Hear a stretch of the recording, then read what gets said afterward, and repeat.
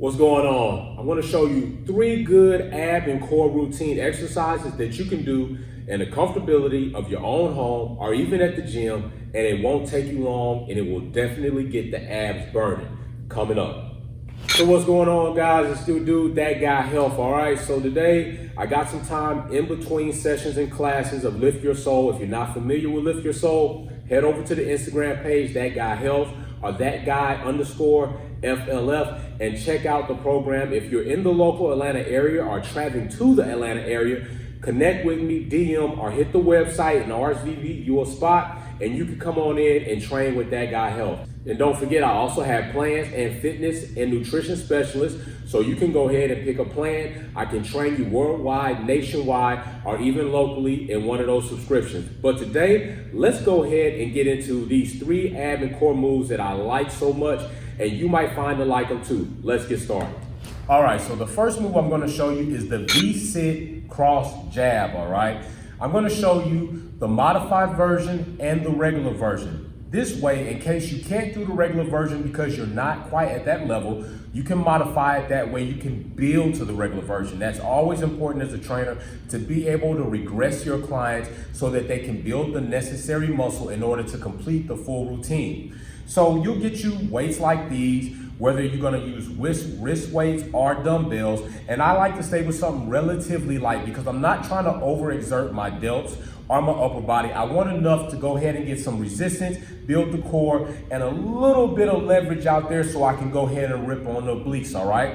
So in this move, the regular move, we're gonna have our feet off the ground. I'm gonna show you the move, and then I'm gonna show you the regression of that to modify, all right? So what you'll do is go ahead, put your hands down, get your feet off the ground, erect, go ahead and put the intensity in the core, keep it engaged, and we're just gonna cross jab, keeping the feet together and off the ground.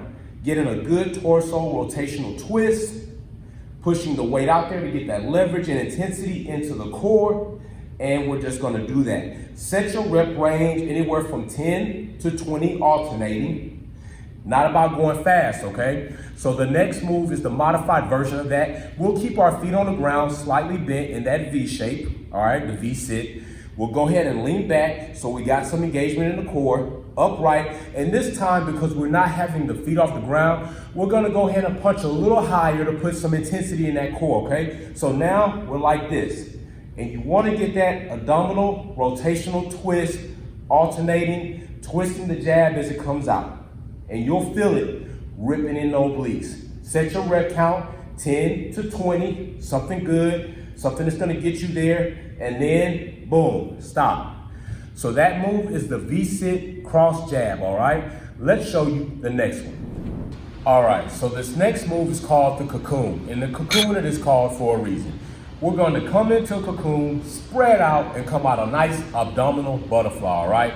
This is a good all throughout the abdominal rectus, okay? So what we're gonna do is we're gonna lay down, get comfortable, hands over your head, lift the hands and the feet off of the ground. You will come into the cocoon, hands and knees about parallel with each other, and then you will spread out, keeping the feet and the hands off the ground.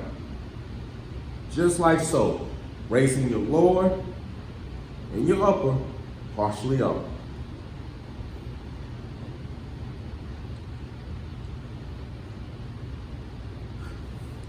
That's the full move, okay? So now, I'm gonna show you a regression of that move in case you can't do that all the way through, or your rep count is so small you're not really getting the work out of it, okay? So what we're gonna do is we're gonna eliminate one of the portion movements, either the lower or the upper, and break it up. So let's go for 10 reps.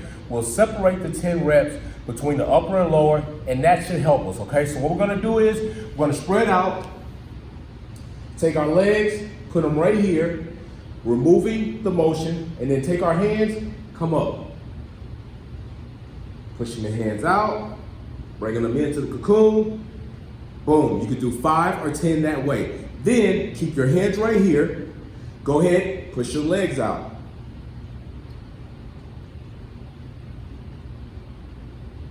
Doing 5 or 10 that way, and that way you can break the exercise up and eventually build yourself up to doing the complete movement, all right? Let's get to the final move, and one of the best moves that I like, favorite of mine, I named it and let's get started. Okay, so this is the final move in this video, and I'll make others of other moves and exercises to help you all out, all right? This right here is a penalty box. If you don't have a penalty box, you can use something like a dumbbell, a kettlebell, maybe even a younger brother or sister that you really don't care for and you want them to be a speed bump. Probably not the best idea. But right here, what we're gonna do is we're gonna scoot up to the penalty box, feet about parallel with the middle strap.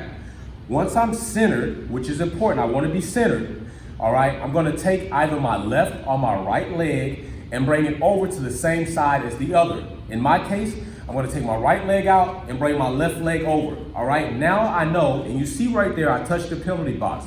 The reason I like using this is because if you hit it while going over, it will start moving and collapsing, letting you know you're not clearing it, you're not engaging, and you're not lifting high enough.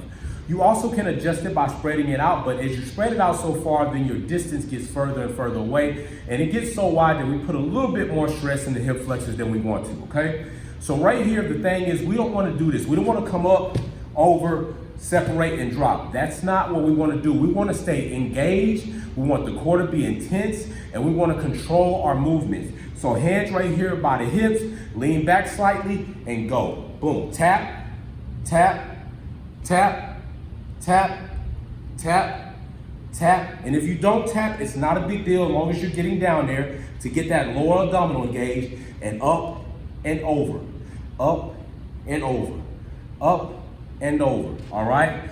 That is what we want to do. So a regression of this, if you notice, my tempo was pretty good, kind of continuous, except for the small tap, which is barely stopping at all. What we're going to do is we're going to allow you to come over to rest and then go over again, but it is still very key and important to keep the legs together and keep the movement controlled, although you're getting that rest by completely letting your feet rest on the ground before going back over. So what you'll do is go ahead, engage, boom, rest, engage, boom, rest, keep the feet together, engage, boom, rest. That is a regression. It is far less intense than this movement with this tempo, tapping or not tapping at all, okay?